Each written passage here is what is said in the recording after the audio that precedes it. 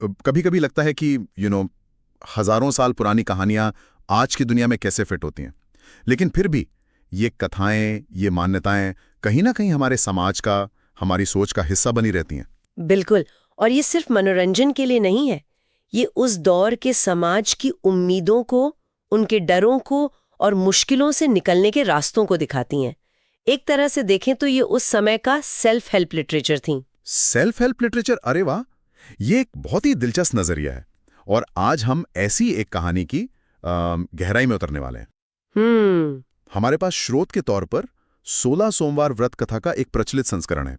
और हमारा मकसद सिर्फ कहानी दोहराना नहीं है, बल्कि ये समझना है कि इसके किरदारों, इसके नियमों और नतीजों के पीछे क्या सामाजिक और मनोवैज्ञानिक संदेश छिपे हो सकते हैं। हाँ, चलिए इसे जरा खोद कर देखते हैं कि ये कहानी आस्था के बारे में क्या कहती है और शायद उससे भी ज्यादा इंसानी जरूरतों के बारे में क्या बताती है। ठीक है, तो शुरू करते हैं। कहानी हमें एक प्राचीन नगर में ले जाती है जहां एक बहुत गरीब ब्राह्मण रहता था। बताया गया है कि वो भगवान शिव का बहुत बड़ा भक्त था, लेकिन उसकी जिंदगी मुसीबतों से भरी थी। और उसकी एक बेटी थी जो बहुत सुशील थी। सबसे खास बात यह है कि इतनी गरीबी के बावजूद दोनों की आस्था बहुत पक्की थी। और देखिए, यहीं पर कहानीकार एक बहुत चालाक नींव रखता है। किरदार को गरीब दिखाकर वो पहले ही ये स्थापित कर देता है कि उसकी भक्ति सच्ची है, किसी लालच या दिखावे की नहीं। अच्छा। अगर कोई अमीर आदमी भक्ति करता तो शायद सवाल उठ सकता था, पर यहाँ भक्ति को धन दौलत से पूरी तरह अलग कर दिया गया है। ये भक्ति की शुद्धता को स्थापित करने का एक, आप कह सकते हैं, क्लासिक साहित्यिक तरीका है। ये तो मैंने सोचा ही नहीं था। अच्छा, तो कहानी आगे बढ़ती है। वो बेटी अपने पिता के साथ शिव मंदिर जाती है और पूरी श्रद्धा से पूजा करने के बाद मन ही मन एक प्रार्थना करती है। हाँ। स्रोत कहता है कि उसकी प्रार्थना थी, हे भोलेनाथ, मुझे ऐसा वर दीजिए कि मेरा जीवन सुखमय हो और मैं आपकी सदा भक्ति कर सकूं। इस प्रार्थना पर रुकना जरूरी है। ये बहुत सीधी साधी लगती है, पर है नहीं। कैसे? इसमें 2 हिस्से हैं। दूसरा हिस्सा है आपकी सदा भक्ति कर सकूं, जो एक आध्यात्मिक इच्छा है।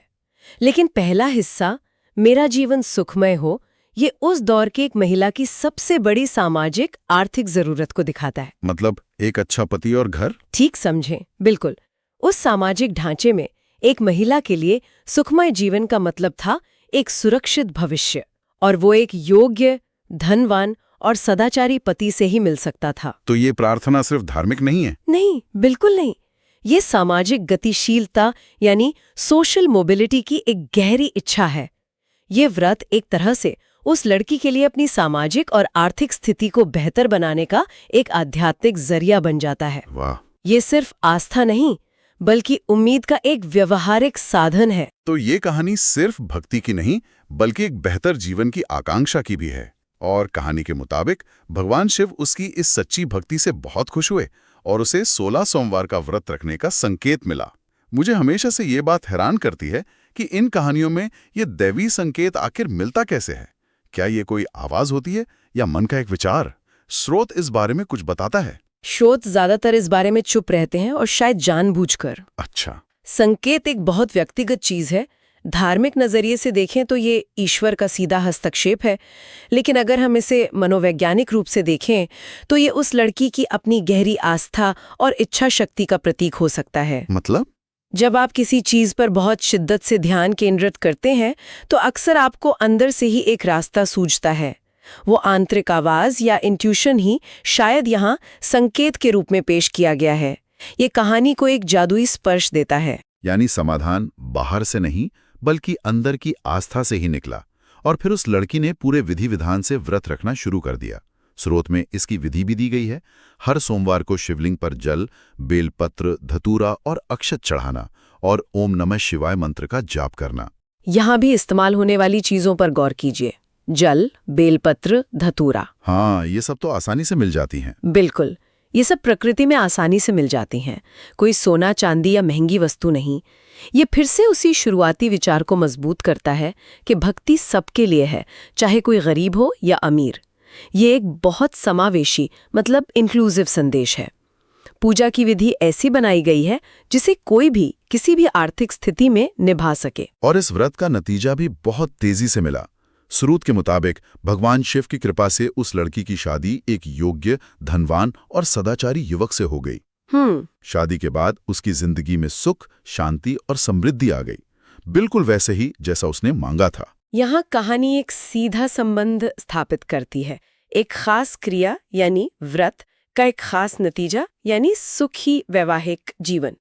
ये उस समाज के लोगों के लिए एक बहुत शक्तिशाली संदेश था जो शायद अपनी जिंदगी में बहुत अनिश्चितता देखते थे।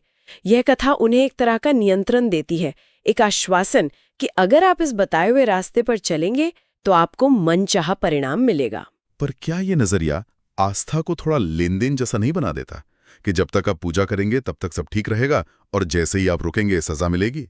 क्या ये भक्ति के बजाय एक तरह के डर को बढ़ावा नहीं देता? ये एक बहुत ही जरूरी सवाल है।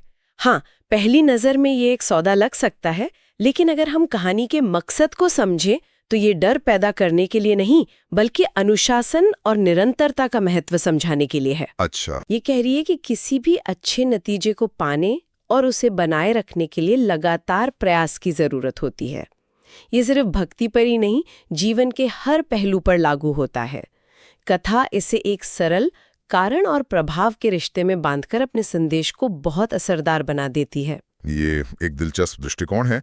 तो सब कुछ बिल्कुल वैसा ही चल रहा था जैसा उसने मांगा था, जो अक्सर कहानियों में एक संकेत होता है कि कुछ बदलने वाला है। बिल्कुल। और वही हुआ। स्रोत कहता है कि एक बार किसी कारणवश उसने 16 सोमवार व्रत करना छोड़ दिया। और यहाँ भी देखिए, कहानीकार ने कारणवश कहकर एक खाली जगह छोड़ दी है।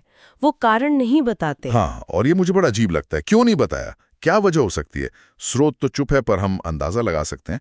क्या शादी के बाद की व्यस्तता, या एक नए अमीर घर में आकर पुराने विश्वासों का कमजोर पड़ जाना, या शायद बस एक तरह की आत्मसंतुष्टि कि अब तो सब मिल ही गया है, अब क्या जरूरत है? बिल्कुल, ये सभी बहुत मानवीय कारण हैं।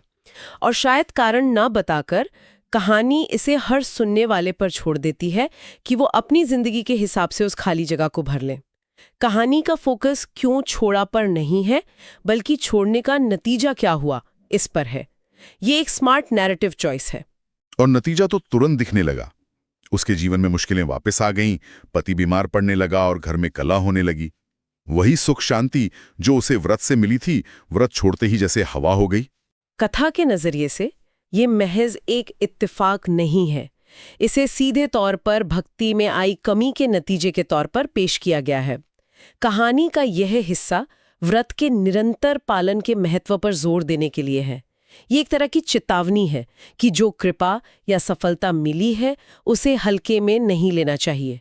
उसे बनाए रखने के लिए लगातार प्रयास और आभार का भाव जरूरी है। और उस लड़की को भी अपनी गलती का एहसास हो गया। उसे समझ आ गया कि ये सब क्यों हो रहा है, तो उसने फिर से पूरी श्रद्धा और लगन के साथ 16 सोमवार का व्रत करना शुरू कर दिया। और ये कहानी का सबसे आशावादी हिस्सा है, पश्चाताप और वापसी का मौका। ये मुझे मेरी दादी की सुनाई कहानियों की याद दिलाता है। वो हमेशा कहती थीं कि भगवान नाराज नहीं होते, बस हम रास्ता भटक जाते हैं। सही बात है। ये कहानी भी यही संदेश दे रही है कि गलती करना इंसान के स्वभाव में है, लेकिन महत्वपूर्ण ये है कि आप अपनी गलती को मानें और उसे सुधारने की कोशिश करें। वापसी का दरवाजा हमेशा खुला रहता है। और जैसे ही उसने व्रत दोबारा शुरू किया, कहानी एक खुशनुमा मोड़ पर खत्म होती है। भगवान शिव उसकी भक्ति से एक बार फिर खुश हुए, उसके सारे दुख दूर हो गए, पति एकदम ठीक हो गया और घर में पहले की तरह सुख शांति लौट आई। अगर हम इस हिस्से को समझें तो ये क्षमा और पुनर्स्थापना के विचार को बहुत मजबूत करता है। ये एक बहुत गहरा मनोवैज्ञानिक आश्वासन है कि आप चीजों को ठीक कर सकते हैं। ये सिर्फ धार्मिक संदेश नहीं है, ये किसी भी रिश्ते या लक्ष्य पर लागू होता है। अगर आप अपने रास्ते से भटक गए हैं तो आप हमेशा वापस आकर उसे सुधार सकते हैं। तो इस पूरी कहानी के बाद स्रोत में व्रत के फल को बहुत साफ तौर पर बताया गया है। जो भी भक्त सच्चे मन से ये व्रत करता है उसे 4 मुख्य फल मिलते हैं। पहला, मनचाहा वर मिलता है, जो सीधे तौर पर उस लड़की की पहली प्रार्थना और सामाजिक जरूरत से जुड़ा है। दूसरा, वैवाहिक जीवन सुखमय होता है। ये पारिवारिक स्थिरता को महत्व देता है, जो किसी भी समाज की नींव है। तीसरा, रोग, कष्ट और दरिद्रता दूर होती है। ये स्वास्थ्य और आर्थिक सुरक्षा की बात करता है, यानी जिंदगी की बुनियादी जरूरतें। और चौथा, भगवान शिव की विशेष कृपा प्राप्त होती है। और ये है आध्यात्मिक पहलू, जिसे बाकी सभी भौतिक फलों का स्रोत माना गया है। तो अगर हम इन सभी फलों को एक साथ देखें तो ये हमें क्या बताते हैं? यहाँ समझना बहुत जरूरी है कि ये सभी लाभ एक को छोड़कर पूरी तरह से भौतिक और सामाजिक हैं। एक अच्छा जीवन साथी, सुखी परिवार, अच्छी सेहत और पैसे की तंगी न होना। हाँ, सब कुछ इसी जीवन से जुड़ा है। बिल्कुल।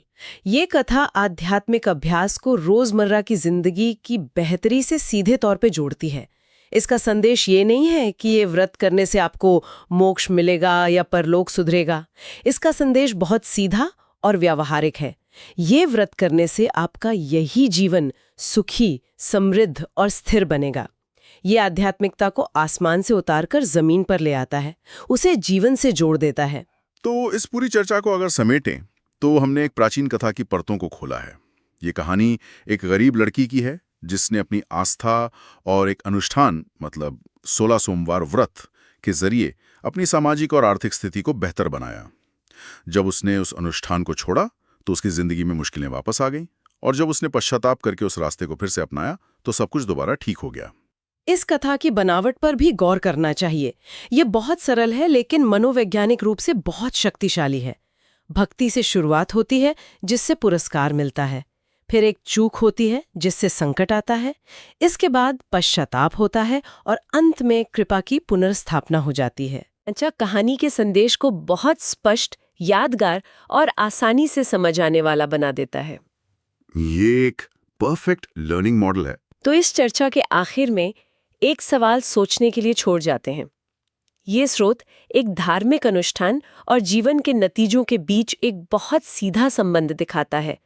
सोचने वाली बात यह है कि इस शाब्दिक अर्थ के परे इस तरह की कथाएं हमें अनुशासन, आत्मचिंतन और किसी भी लक्ष्य के प्रति लगातार कोशिश करने के बारे में क्या गहरा संदेश दे सकती हैं? क्या व्रत का विधान सिर्फ एक धार्मिक क्रिया है, या ये किसी भी लक्ष्य के प्रति, चाहे वो आध्यात्मिक हो या सांसारिक, लगातार समर्पित रहने का एक शक्तिशाली प्रतीक भी हो सकता है?